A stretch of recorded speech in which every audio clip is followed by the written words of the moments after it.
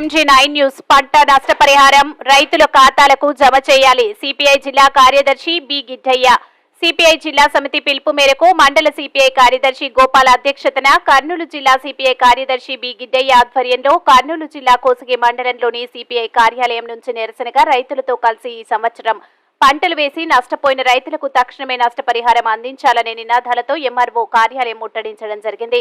CPI జిల్లా కార్యదర్శి గిడ్డయ్య మాట్లాడుతూ వర్షాలు లేకపోవడంతో జిల్లాలో కరువు విలయ తాండవం చేస్తుందని 24 మండలాలను కరువు మండలాలుగా ప్రకటించి కరువు సహాయక చర్యలు చేపట్టకుండా రైతులకు నష్టపరిహారం ఇవ్వకుండా జగన్ ప్రభుత్వం నిర్లక్ష్యం చేస్తుందని రైతులు ఖరీఫ్ రబీ సీజన్లో పంటలు వేయడానికి విత్తనాలు రసాయన ఎరువులు సేద్యపు ఖర్చుల కోసం బ్యాంకులో ప్రైవేటు వంటి వ్యాపారస్తుల వద్ద అప్పులు చేసి చేతికి పంటలు రాక అప్పుల్లో కూరుకుపోయారని జిల్లాలో ఇప్పటికీ 20 మందికి పైగా రైతులు అప్పుల బాధ తాళలేక ఆత్మహత్య చేసుకున్నారని ఏ సీజన్లో పంట నష్టపోతే ఆ సీజన్లో నష్టపరిహారం ఇస్తామన్న సీఎం జగన్మోహన్ రెడ్డి రైతుల గురించి ఇప్పుడు మాట్లాడడం లేదని తక్షణమే రైతుల ఖాతాలకు ఎకరాకు 40,000 రూపాయల చొప్పున మిర్చి ఉల్లి వంటి ఉద్యాన రైతులకు 1,00,000 రూపాయల చొప్పున నష్టపరిహారం ఇచ్చి రైతులను ఆదుకోవాలని అన్నారు.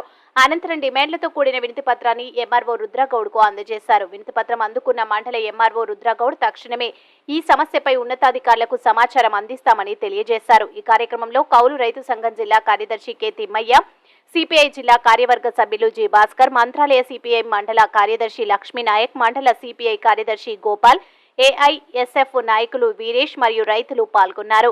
MG9 న్యూస్ తో కోసిగి రిపోర్టర్ సతీష్.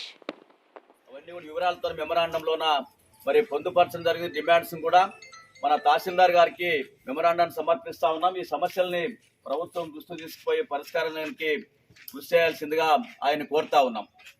గోపాల్ దాని ప్రకారంగా పై అధికారులకు ఈ సమస్యను తెలియజేస్తాం. రాసిన సమస్య కూడా ఉంది. ఎక్కడెక్కడ